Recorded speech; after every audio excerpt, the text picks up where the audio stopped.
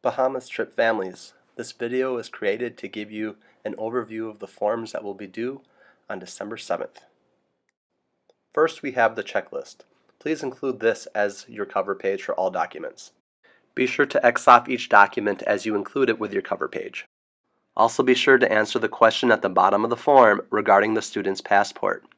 If you do not have a passport yet, or if you have not applied for a passport yet, you are behind. It is each family's responsibility to make sure the student has his or her passport. Students who do not have passports will not go on the trip, and there will be no refunds to these families.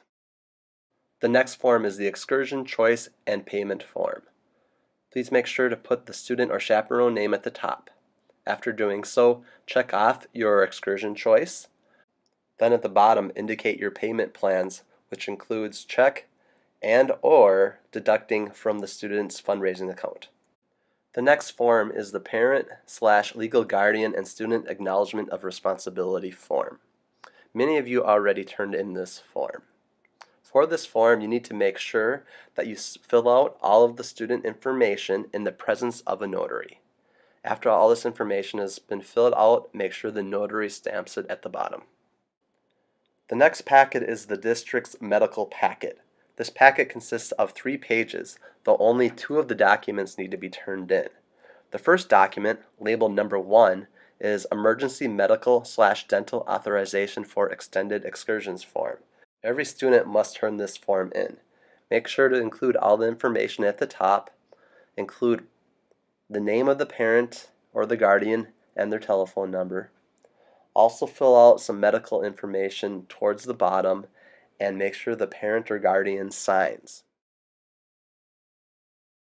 The next form is our school district medication consent form for extended excursions and extracurricular activities.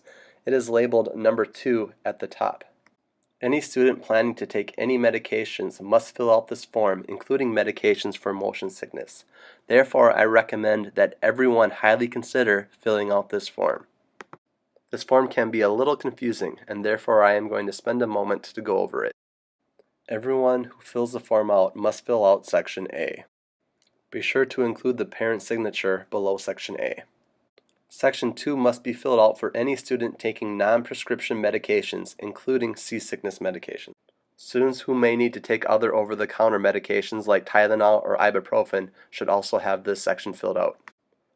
Any student who plans to take a prescription medication must fill out Section 3. Take note that the physician's signature is required on the bottom. After you have filled out all forms, put them in the order indicated on the checklist, paperclip them together, and turn them in to Mr. Karkula by December 7th. If you need additional forms, they can be picked up on a table outside Mr. Karkula's office.